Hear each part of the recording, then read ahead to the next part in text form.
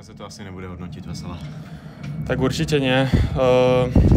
Je škoda tej prvej tretiny, keď sme dostali 4 góly a potom sa ťažko otáča zápas, síce nevzdali sme to, povedali sme si, že ideme bojovať ďalej, ale už sa to nepodarilo. Právě v té první třetině se rozhodlo, tam jste šli do šaten za stavu 1-4. Co se stalo? Přitom jste vedli. Tak dali sme hneď prvý gól, asi sme sa uspokojili a potom Litvinov mal veľké šance, dali nám 4 góly, nedávali sme vonku puky z pásma a z toho vlastne mali oni šance a dostali sme 4 góly v prvej tretine. Bylo na Litvinovu vidět, že si jde pro 5. výhru v řadě, protože zvenku působili, že hrajou v neskutečné pohodě. No tak určite mali 4 výhry v rade, hneď na začiatku sezóny, takže predsa len sa hraje lepšie a my sme mali tiež 2 výhry po sebe, takže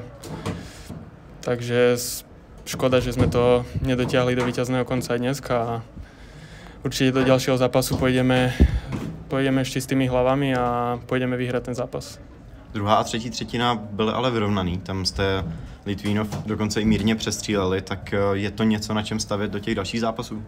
Určite áno, povedali sme si po prvej tretine, že vieme otáčať zápasy a nevzdáme to a vstúpili sme do ďalších tretín s tým, že budeme bojovať ďalej, tlačiť sa do brany, všetko vlastne dávať na branu a možno tam niečo sa odrazí a dáme z toho gól.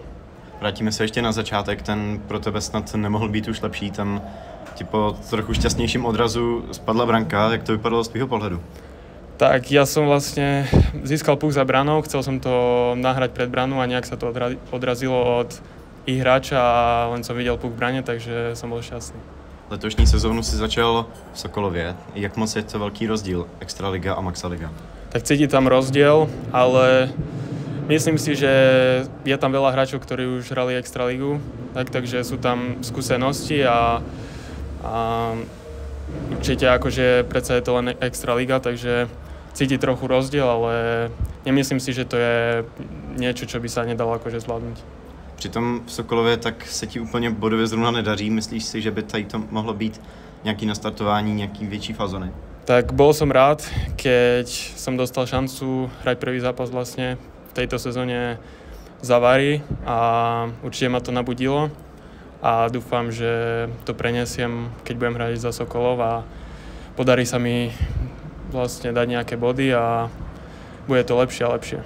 Jak moc je hra rozdílná oproti Zámoří? Tak tam sa hrajú vlastne všetky zápasy na malom ihrisku. Tu sú niektoré štadióny veľké, takže mám viac času, ale myslím si, že ten hokej je všade rýchly a všade sa posúva, takže je to tak. Takže ti spíš vyhovuje ten širší let? No, akože som zvyknutý na malý, je tam akože málo času na všetko a tak, takže sa vyzerá to akože, že je ten hokej rýchlejší. Ale predsa len pre hráča, keď vidí, že má viac času, tak má väčšiu pohodu a viac si dovolí.